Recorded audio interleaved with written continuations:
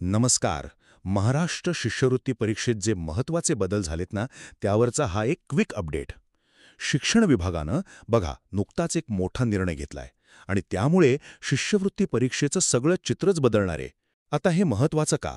कारण लाखो विद्यार्थी आणि त्यांचे पालक आहेत ना, त्या सगळ्यांशी याचा संबंध आहे. चला पटकन बघूया नक्की काय बदललंय ते. तर सगळ्यात पहिला आणि मोठा बदल तो म्हणजे परीक्षेचे वर्ग. आता 5वी आणि 8वी नाही तर परीक्षा होणार आहे 4थी आणि 7वीसाठी, बरं का?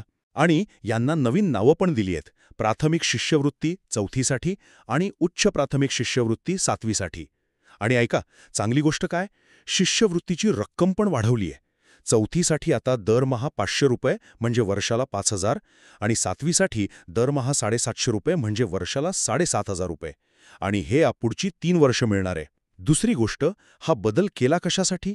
तर झालं असं की 2015मध्ये जेव्हा वर्ग 5वी आणि 8वी केले होते, तेव्हा परीक्षा देणारे विद्यार्थी कमी झाले होते, खास करून जिल्हा परिषद नगरपालिका शाळांमधले. म्हणून सरकारला वाटतंय की 4थी आणि 7वी केल्यावर जास्त मुलं भाग घेतील आणि शिक्षणाचा दर्जा पण सुधारेल. आणि तिसरा मुद्दा, काही नवीन नियम आणि वेळापत्रक पण आहेत.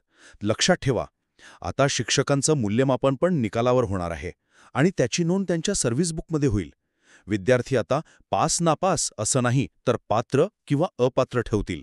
म्हणजे प्रत्येक पेपरमध्ये किमान 40% मार्क मिळवावे लागतील. अच्छा, सीबीएसई आयसीएसई वाले पण परीक्षा देऊ शकतात, पण त्यांना फक्त सर्टिफिकेट मिळेल, पैसे नाहीत. आणि पैसे ते थेट विद्यार्थ्यांच्या आधार लिंक्ड बँक खात्यात जमा होतील.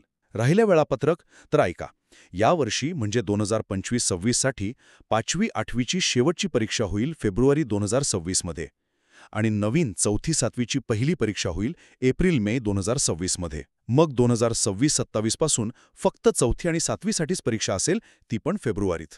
तर थोडक्यात काय? या बदलांमधून जास्त मुलांना संधी मिळावी आणि शिक्षणाचा दर्जा सुधारावा हीच अपेक्षा आहे.